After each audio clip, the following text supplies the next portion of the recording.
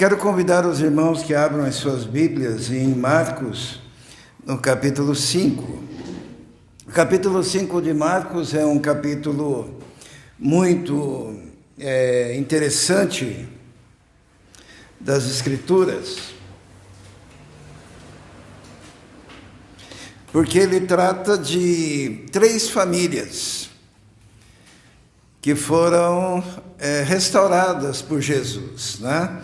O capítulo 5 de Marcos trata de 3 famílias. E cada família dessas tinha algumas características que nós podemos aplicar na restauração e na proteção da nossa própria família. Então, nós vamos ver essas 3 famílias brevemente, né? Vamos pegar alguns aspectos e o que Jesus fez, então, para restaurar essas famílias. Eu convido, então, que os irmãos abram em Marcos, capítulo 5, e nós vamos começar com o versículo 19. Marcos 5, 19. Diz assim, todos encontraram? Amém? Amém. Então, diz assim, Jesus não o permitiu, mas disse, vá para casa, para a sua família, e anuncia-lhes quanto o Senhor fez por você e como teve misericórdia de você. Amém? Vamos orar. Senhor, dependemos do Senhor. Estamos aqui, Senhor, porque reconhecemos que sem Ti nós não conseguimos nada, nós não somos nada, e nós estamos, ó Deus, quando estamos longe de Ti, vulneráveis, ó Deus, a tantos ataques, a tantas lutas, a tantas batalhas, que só podemos vencer se estivermos debaixo da Tua graça, da Tua proteção, dos Teus cuidados. Por isso estamos aqui para adorá-lo, estamos aqui, Senhor, para exaltá-lo, mas também estamos aqui para ouvirmos a Sua voz, porque sem a Sua orientação nós não temos rumo, ó Deus.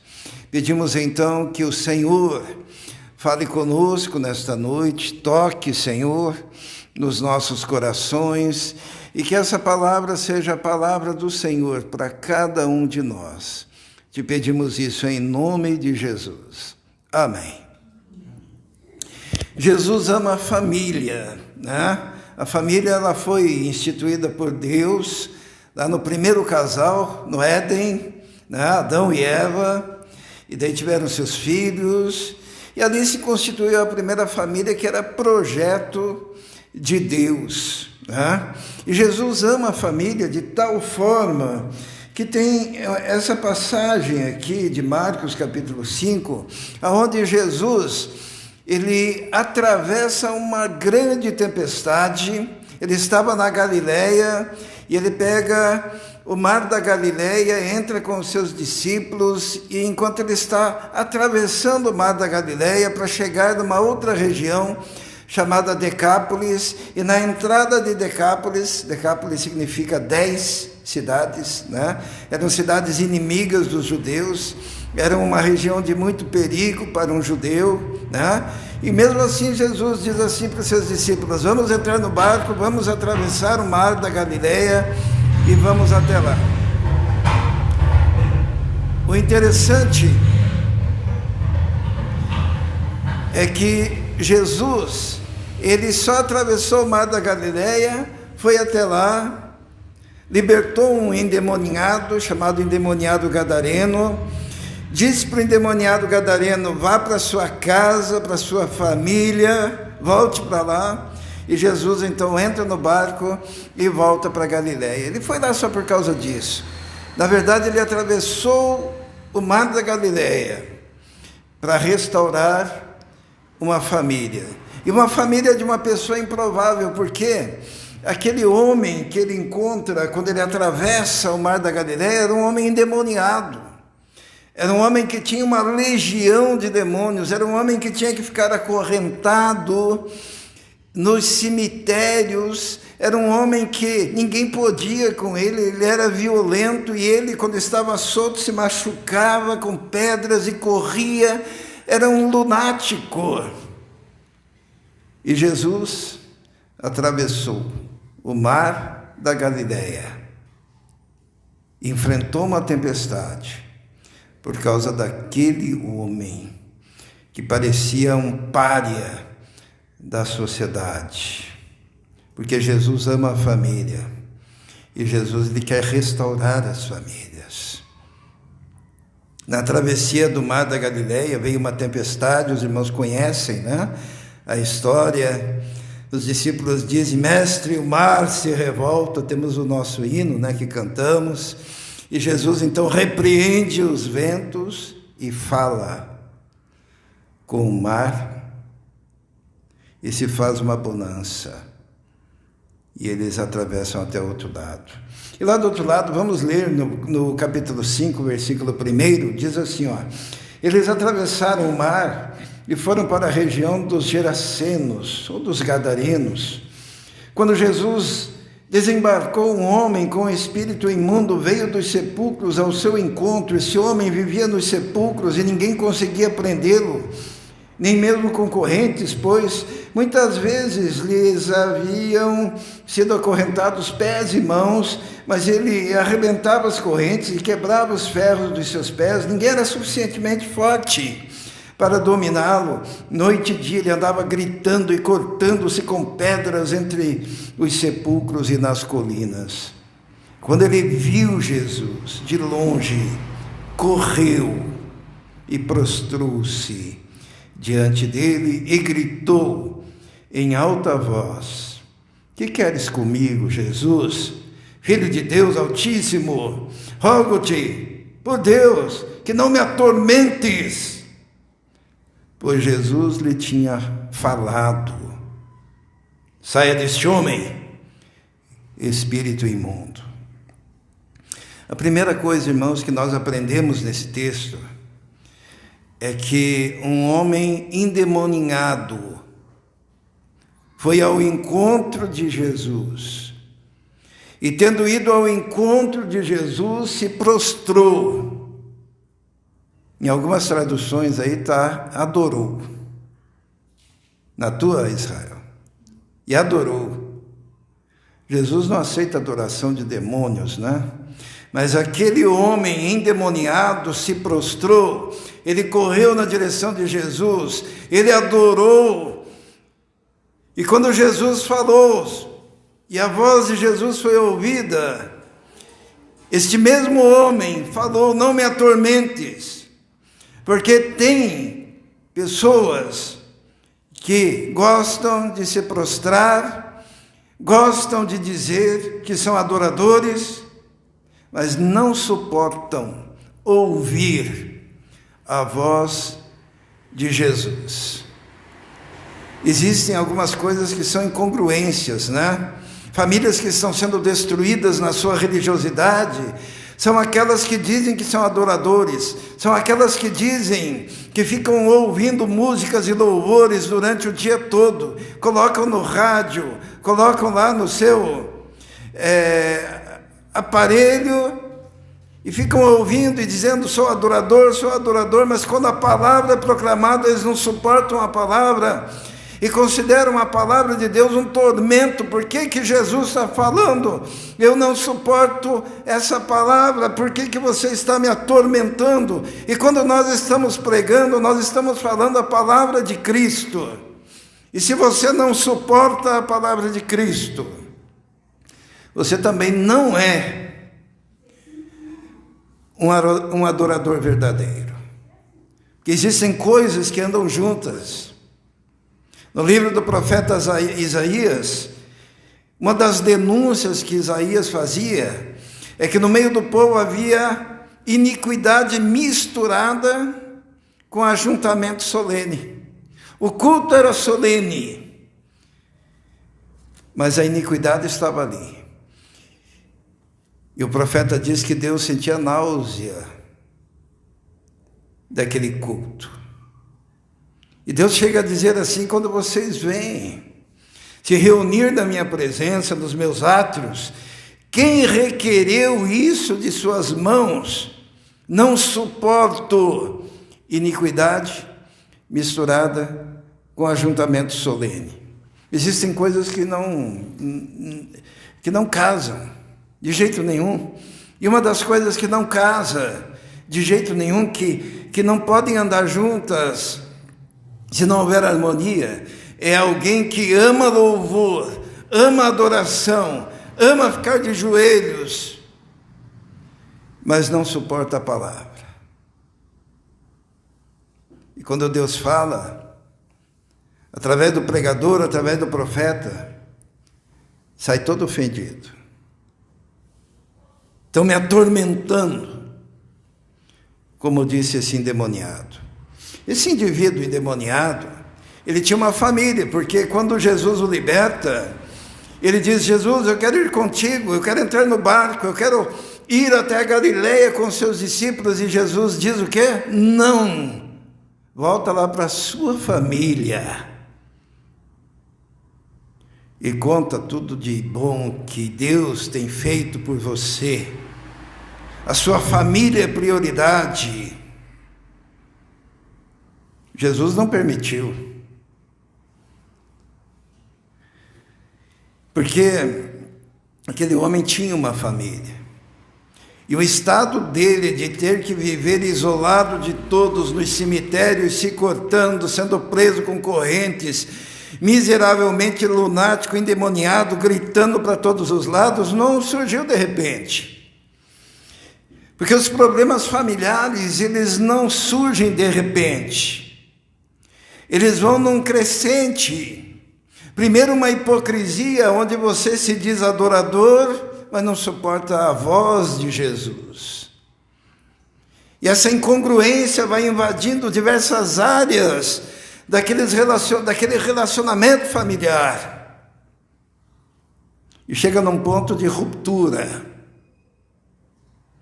Jesus atravessa o mar, enfrenta uma tempestade, para chegar numa região, libertar um homem e restaurar a sua família. Outra coisa que nós aprendemos aqui é que Jesus, lá no versículo 9, ele diz para aquele endemoniado. Então Jesus lhe perguntou: qual o seu nome? Meu nome é Legião, respondeu ele, porque somos muitos. Aqueles espíritos malignos que estavam naquele homem queriam intimidar Jesus, né? Porque quando falaram legião, imediatamente alguém que vivia naquela época iria lembrar da legião romana, que era um grupo, um exército que se unia com as suas armaduras, e em uníssono, cerca de 3 a 5 mil homens iam e avançavam sobre as cidades.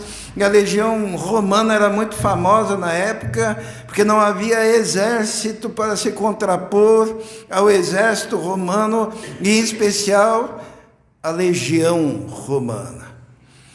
O que aqueles espíritos naquele homem, pela boca daquele homem, estavam dizendo: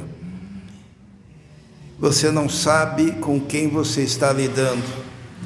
Nós somos poderosos, estabelecendo uma condição de arrogância e uma coisa que a gente chama aí é uma carteirada, né? Você não sabe com quem você está falando. Meu nome é Legião e nós somos muitos. E muitos lares são destruídos quando alguém dentro do lar é tão arrogante que pensa que ninguém pode com ele. Ele é o machão da casa, ele é o dono do pedaço, ele é o que tem um excelente emprego, por isso ele bate no peito, e quando alguém vem confrontá-lo dos seus erros, ele diz: você não sabe com quem você está falando. Eu sou. Meu nome é Legião. Mas Jesus ignorou e repreendeu aqueles espíritos malignos. Porque para aquele homem voltar para sua casa, ele precisava estar liberto. E o que aconteceu? Aqueles espíritos disseram assim para Jesus: permita-nos que a gente possa ir nos porcos. Permita.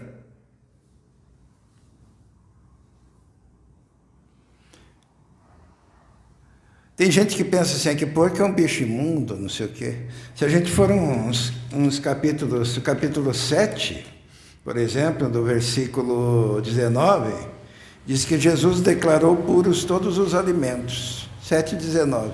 Jesus não tinha problema com o porquinho, não. Ali era outro motivo. O motivo é que muitas vezes Jesus permite que os demônios entrem nos porcos, para que todo mundo perceba que o que estava destruindo aquele homem, o que destruiu a família dele, o que estava destruindo aquela comunidade, era o mundo espiritual real que age no mundo físico. Jesus diz: pode ir. E os porcos se precipitam, e aquela comunidade toda viu que aconteceu algo externo, físico, concreto, porque uma das ações prediletas do diabo e seus anjos é fingir que não existe, né? Porque tudo é psicológico, né? O homem é lunático, ele está assim porque aconteceu alguma piração, mas Jesus, ele queria mostrar que os inimigos da família, que os inimigos do homem, que os inimigos da sociedade são reais, e é do mundo espiritual que age nesse mundo material. E Jesus, então, ele faz com que um fenômeno que ocorra no mundo material e coloque prejuízo sobre aquela comunidade seja visível e palpável, porque eles viram uma manada de porcos se precipitando despenhadeiro abaixo, para que nós também possamos compreender que os inimigos da nossa família, que os inimigos dos nossos filhos, que os inimigos da sociedade, não são apenas homens que fazem leis, não são apenas pessoas que têm problemas emocionais, não são lunáticos, mas são hostes espirituais da iniquidade operando neste mundo. Eu me lembro quando eu pastoreei no interior, uma igreja muito antiga, e eles não tinham visto ainda uma situação de uma pessoa possessa, apesar dos longos anos de igreja que já existia. Quando houve uma manifestação na igreja e um menininho franzino começou a urrar e quebrar tudo, e estava aquele negócio terrível acontecendo, e tivemos que repreender aqueles espíritos malignos. Sabe o que aconteceu? Aquele rapaz foi liberto e os jovens vieram a mim chorando e dizendo: mas então é real. E eu falei: é real. Nós estamos lidando com forças espirituais que querem levar os seus filhos, que querem levar a sua família, que querem destruir o seu lar, que querem tirar a sua sanidade mental, que querem te isolar dentro dessa sociedade e te prender com algemas e te colocar nos cemitérios da vida, afastados, destruídos, moídos, doloridos. E a única solução para isso é Jesus no lar. Aquele homem, ele era possuído por cerca de 2.000 demônios, uma legião de demônios. E isso me lembra também as discussões que acontecem nos lares, né? Porque parece que a gente está discutindo com um bicho de 7 cabeças, né?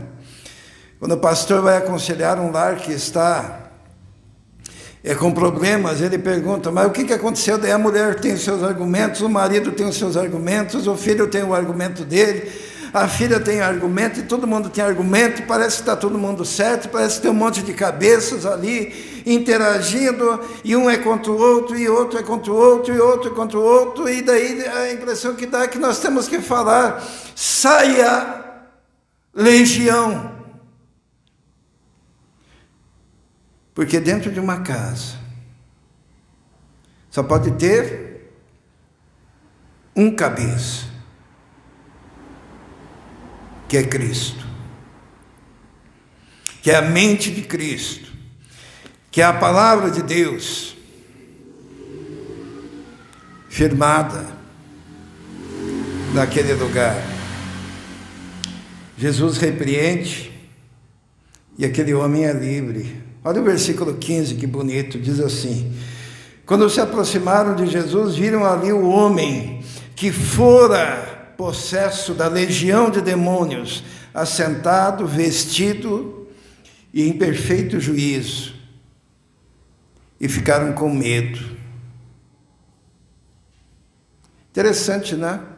Aquela comunidade convivia bem com o endemoniado, amarrado, acorrentado, louco, correndo, nu, nos sepulcros. E ficaram com medo do quê?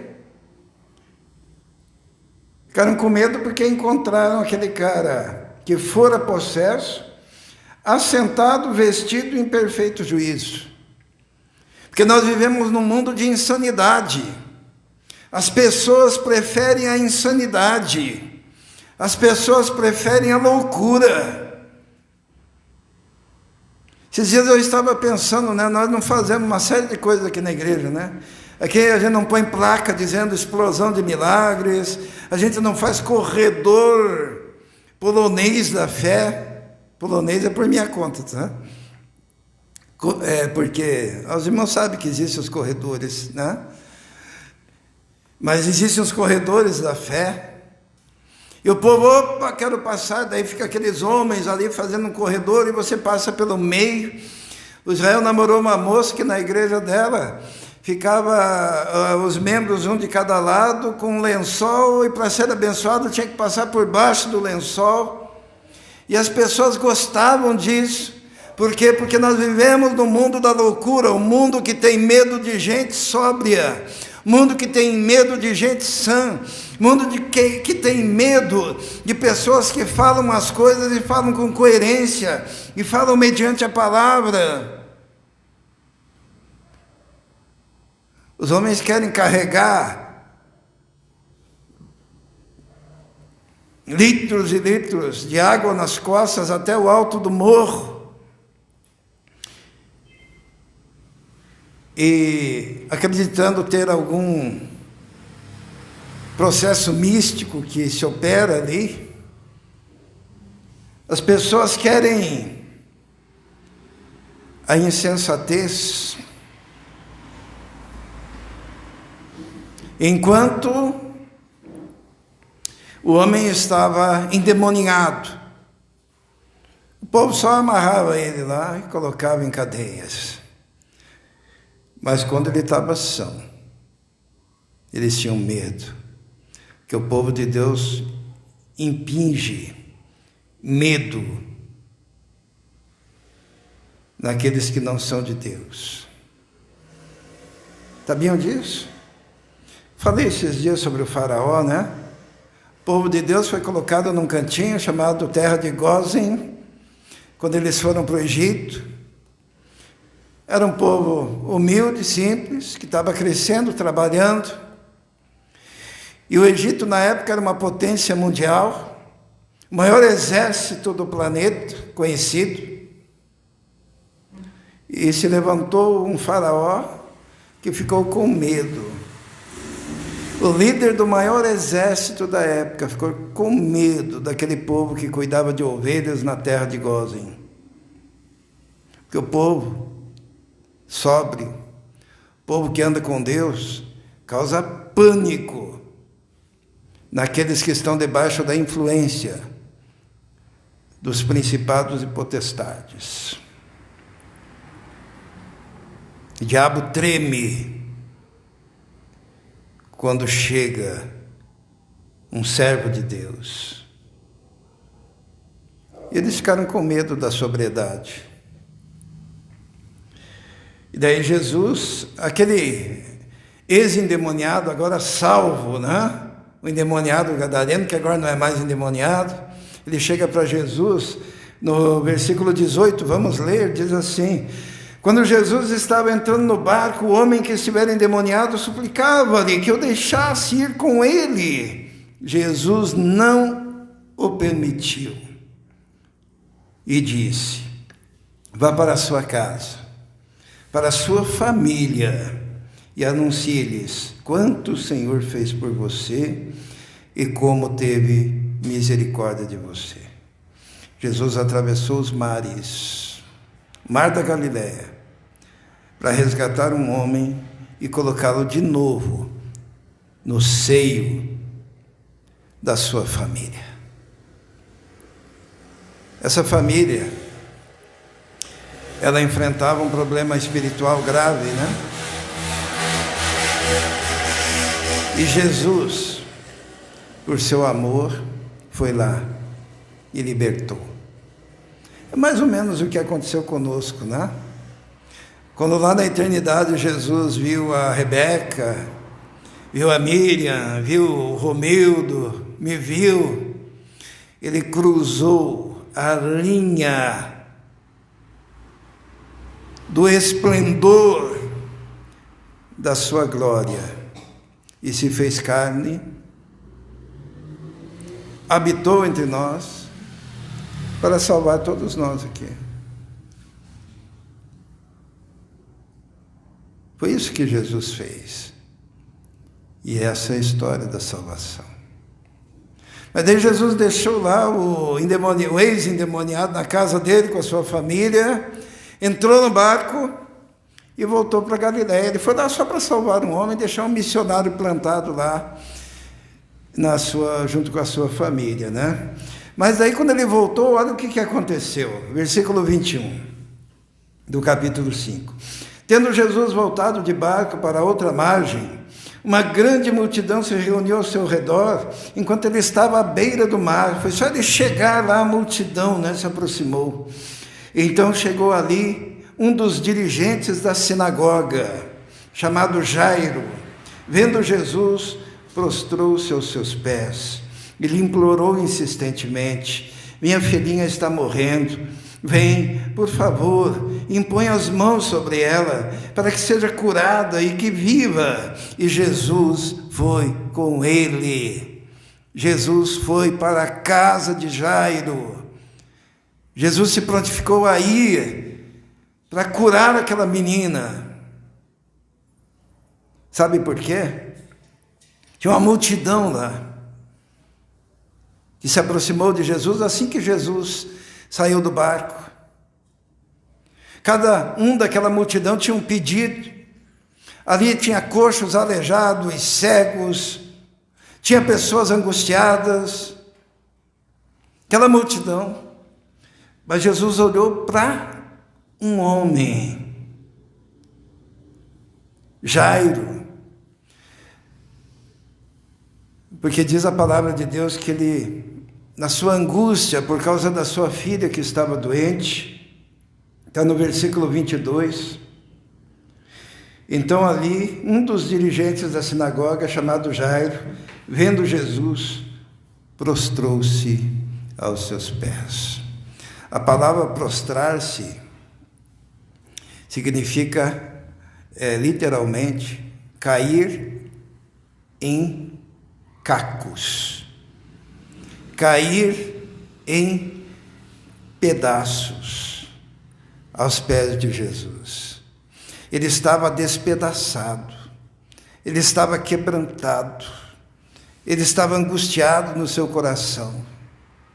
Ele caiu em cacos aos pés de Jesus. Temos alguns salmos em que Davi fala assim: eu me sinto como um vaso quebrado, eu sou como caco. E a palavra de Deus diz que é um coração quebrantado e contrito não desprezarás, ó Deus. E quando aquele homem chega clamando pela sua filhinha que estava doente, E quando ele cai aos pés de Jesus, em cacos, Jesus, ele, no meio de uma grande multidão e todos falando ao mesmo tempo, ele escuta a voz daquele homem. Porque quando você se aproxima de Jesus, você tem que estar em cacos, você tem que estar quebrantado, você tem que reconhecer a sua necessidade. E não era fácil para aquele homem, porque ele era da elite, ele era chefe da sinagoga. Os religiosos daquela época, os chefes de sinagogas, os fariseus, os doutores da lei, os escribas, eles eram todos inimigos do povo de Deus. E quando aquele homem viu a sua filhinha enferma, ele esqueceu-se da sua posição social, ele esqueceu-se de que indo lá e dobrando-se aos pés de Jesus, que era considerado inimigo dos religiosos da sua época, ele estaria perdendo provavelmente a sua função na sinagoga, ele estaria perdendo seus amigos, ele estaria saindo daquela elite, e aquele povo iria olhar para ele, é como se uma pessoa chegasse num povo muito simples, só que ele chega com a sua BMW, e com o seu terno, e com a sua gravata, e com a sua pompa, e com o seu jeito de falar, e ele é reconhecido como alguém diferente, é alguém da elite, só que esse alguém reconheceu que Jesus era mais digno do que ele, e chegou aos pés de Jesus em cacos. Tem gente que pergunta, por que eu não...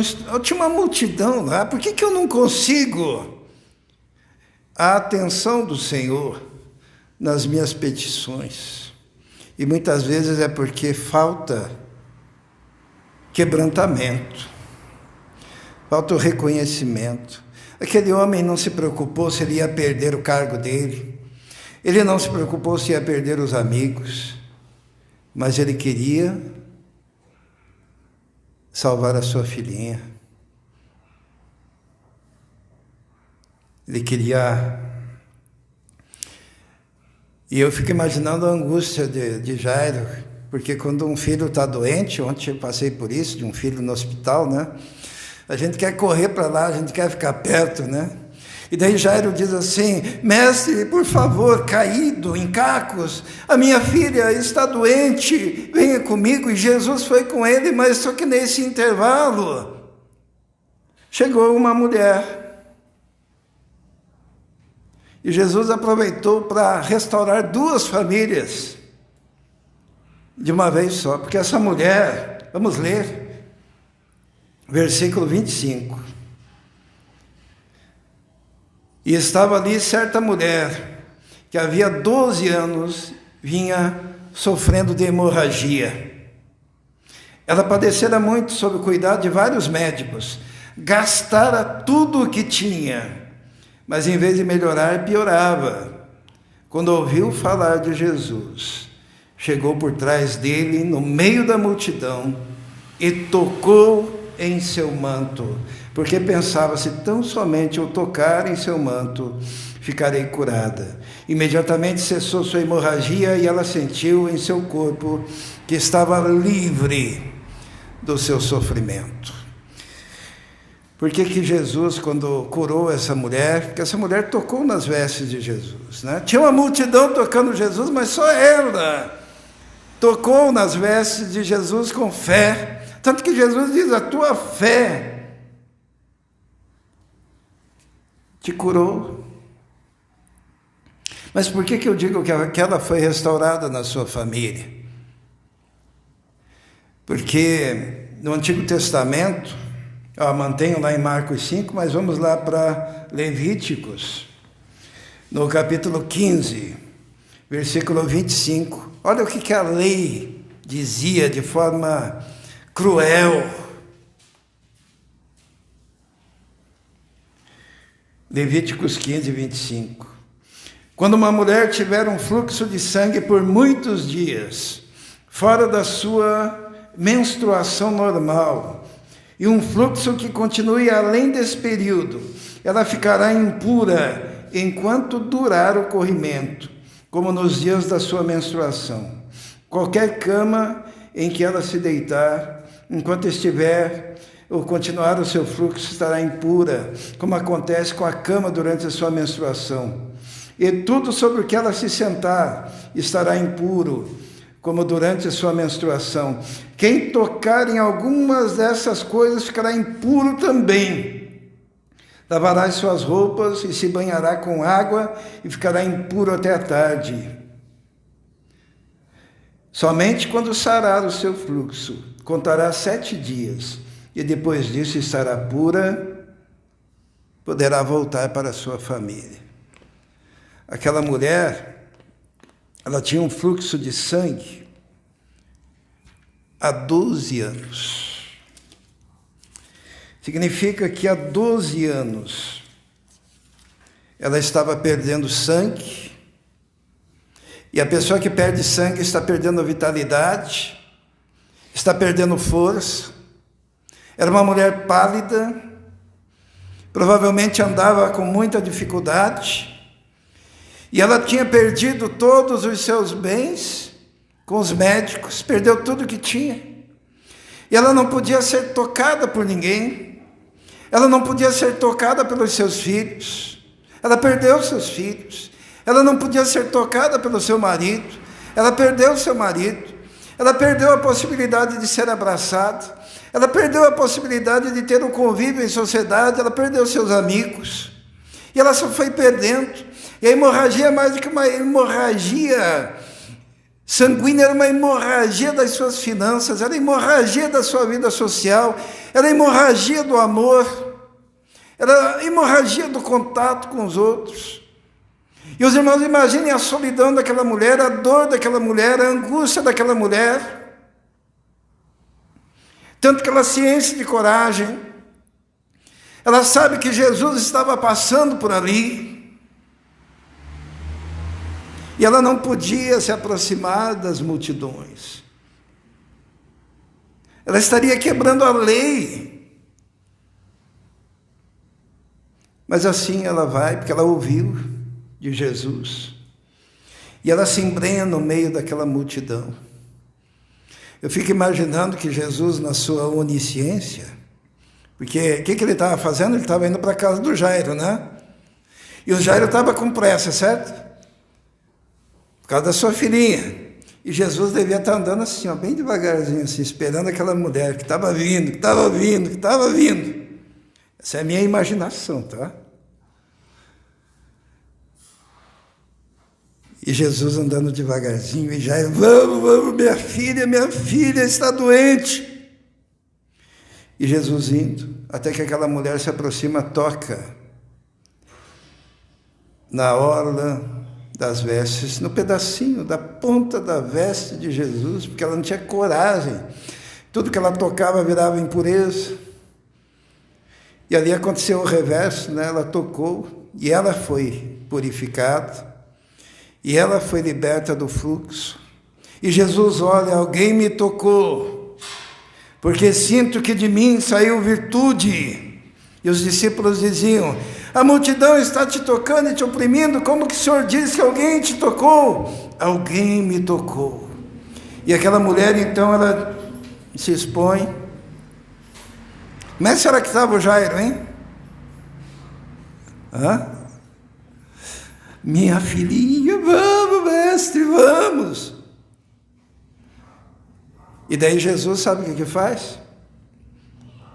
Jesus dá a oportunidade para aquela mulher dar o testemunho dela.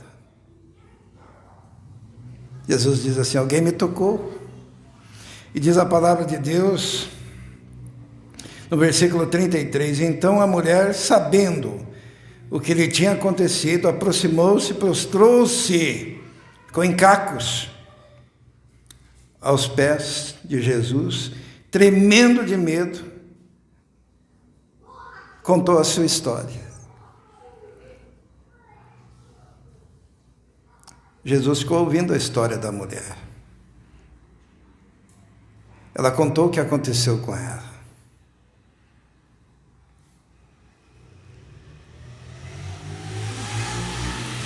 Jesus, Ele restaurou uma segunda família aqui. Uma família que toda ela estava sofrendo de hemorragia. Sabe por quê? Não era hemorragia física como a mulher, mas eles estavam perdendo tudo. A paz de espírito, o contato, a intimidade, o amor, o dinheiro. Tudo. E tem famílias que hoje estão perdendo tudo, porque ficam longe de Jesus, aquele que pode curar, aquele que pode estancar todo mal. Que loucura viver longe de Jesus. Jesus, ele restaura essa família. E agora chegou a vez do Jairo. Vamos, Jesus, vamos, Jesus. E quando eles começam a andar, vem alguém, olha o que diz, no versículo 34, melhor, 35. Enquanto Jesus ainda estava falando, chegaram algumas pessoas da casa de Jairo, o dirigente da sinagoga. Sua filha morreu, disseram eles. Não precisa mais incomodar o mestre. O impacto daquele homem, ele estava esperando, Jesus já tinha se prontificado em ir na casa dele. E daí chega aquelas pessoas com essa notícia, porque cada vez que você quer se firmar com Jesus, sempre tem alguém que se aproxima para tentar destruir a sua fé, para dar más notícias, para dizer, olha, sua filha já morreu, seu caso não tem solução, agora não tem o que fazer, não incomode mais Jesus, deixa conosco. E a única coisa que aqueles que foram dar a notícia para Jairo podiam fazer, era oferecer para Jairo um enterro para sua filha, um caixão, porque o homem não tem o que oferecer, mas Jesus tem. E diz a palavra de Deus que, no versículo 36, não fazendo caso do que eles disseram, Jesus não fez caso do povo, Jesus não fez caso daquelas pessoas, não fazendo caso do que disseram, Jesus disse ao dirigente da sinagoga, não tenha medo, crê somente. Jesus não fez caso da multidão, mas ele olhou para Jairo e falou. É interessante que Jairo também não respondeu nada para a multidão, porque quando nós não temos o que falar, nós devemos permitir que Jesus fale no nosso lugar. E Jairo ali calado, impactado com a notícia, Jesus olha para ele, ignora a multidão e diz, não temas, crê somente. A coisa ficou séria. Daí Jesus, ele pega e diz assim, não quero mais ninguém aqui. Impediu a multidão. No versículo 37 diz assim, e não deixou ninguém segui-lo, senão Pedro, Tiago, João, irmão de Tiago. Jesus começou a fazer uma seleção, sabe? Porque tem gente, tem multidões, tem amigos, tem pessoas próximas, que só conseguem dar más notícias e oferecer uma boa cova para os nossos sonhos, para os nossos projetos, para aquilo que Deus coloca no coração para que nós façamos. E Jesus diz, olha, vocês vão para lá, fique aqui, somente o Pedro, que era um cara de fé, que teve coragem de andar sobre as águas.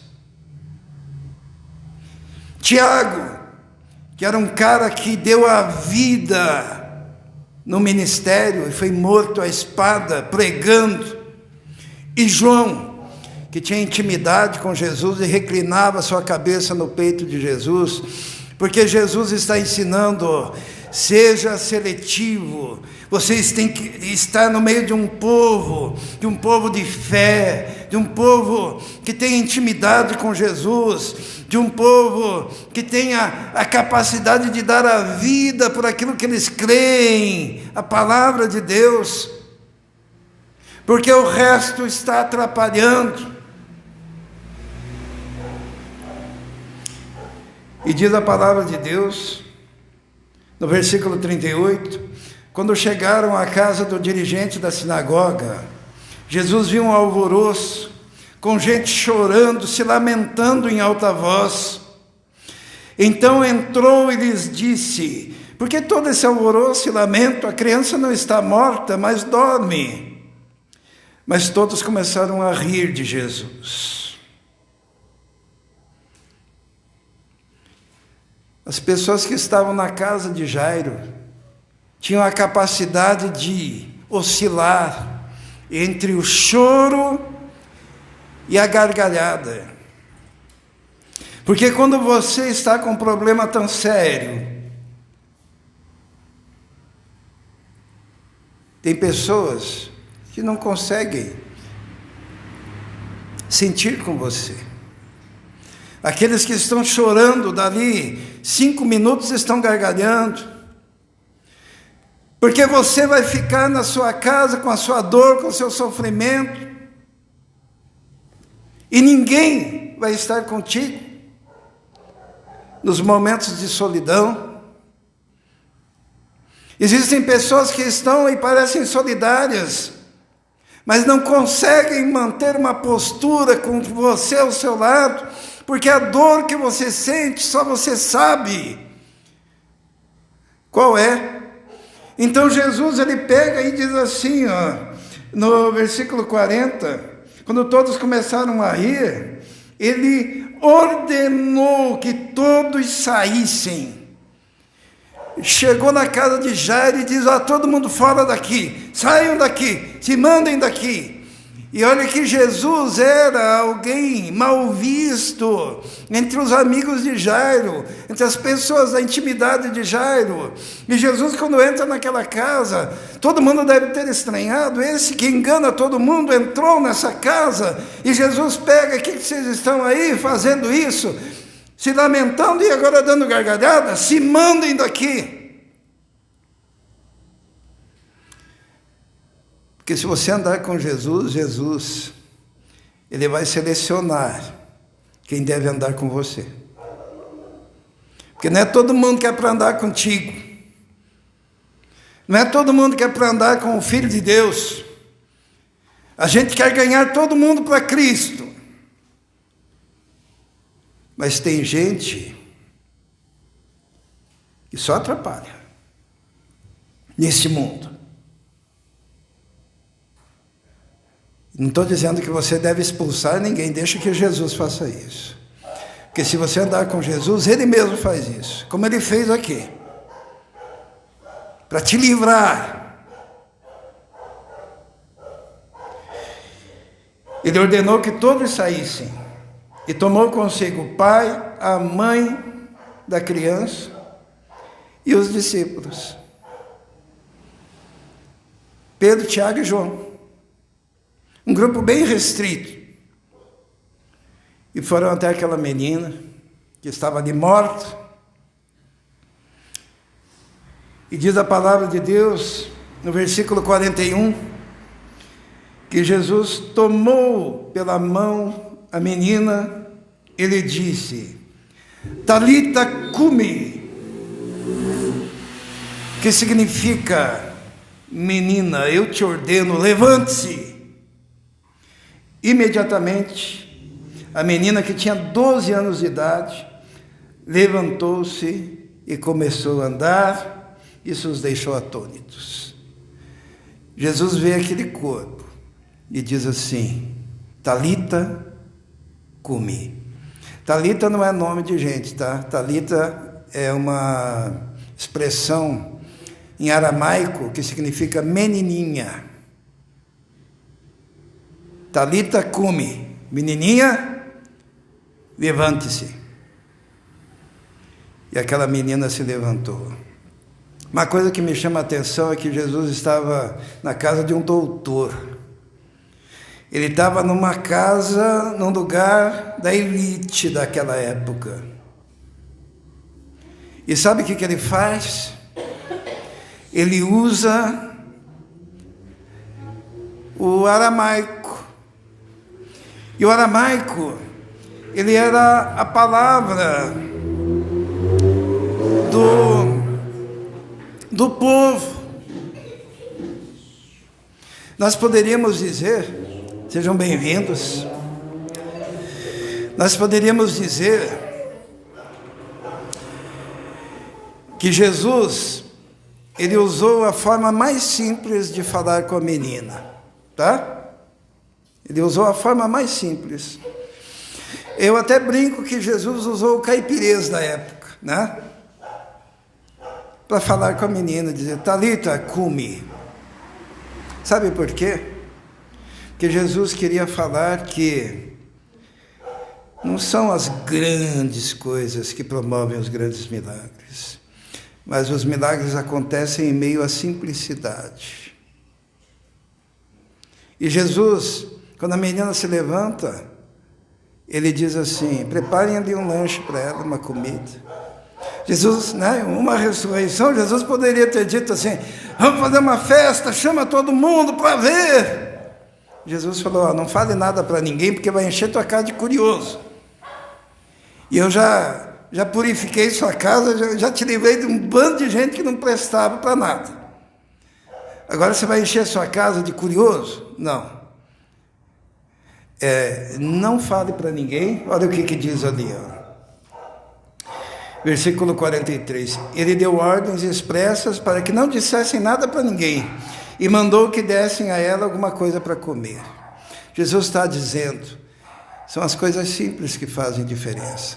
Existem famílias que estão sendo destruídas porque se esquecem da simplicidade. E ele disse assim, ó, prepare uma comida, está na hora de sentar-se à mesa, está na hora de um olhar nos olhos do outro, está na hora de conversar. Falei sobre isso, né, Rebeca, hoje?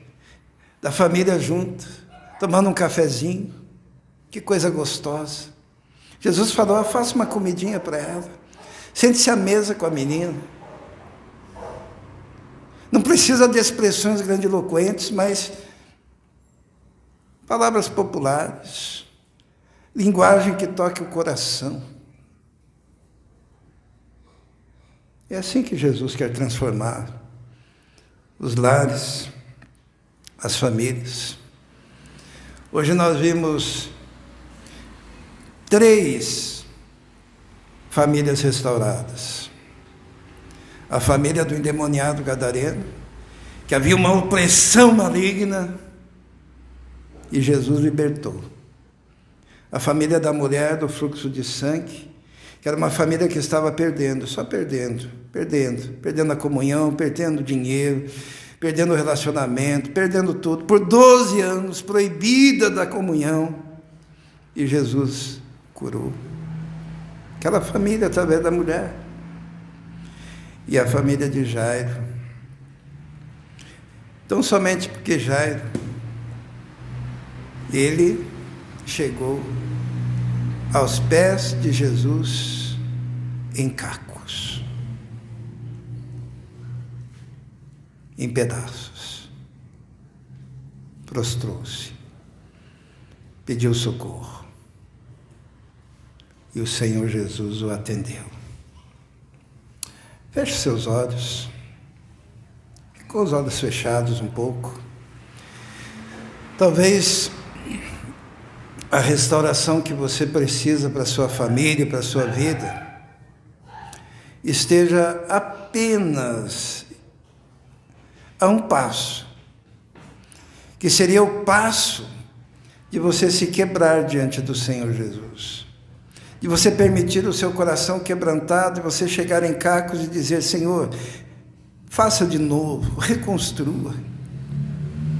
Porque quando Deus fez o homem, fez do pó da terra, e depois ele molhou o homem e fez barro. Só que esse barro um dia se quebra e vira caco. E agora Jesus, ele quer que esse caco volte a ser massa para ser moldada pelas suas mãos. E a única forma de esse caco virar massa novamente, ele tem que ser moído e tem que ser molhado com as lágrimas do coração e com a água do Espírito. E o milagre acontecerá na sua família, quando você faz isso. Vamos orar.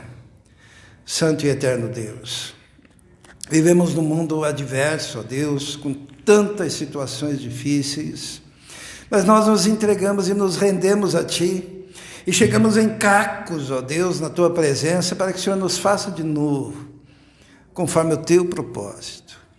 Quero colocar todas as famílias da igreja, quero colocar o Teu povo diante do Teu altar, e que nestas famílias, somente a Tua voz e a Tua palavra se firme com autoridade transformadora. Nós te pedimos isso, em nome de Jesus. Amém.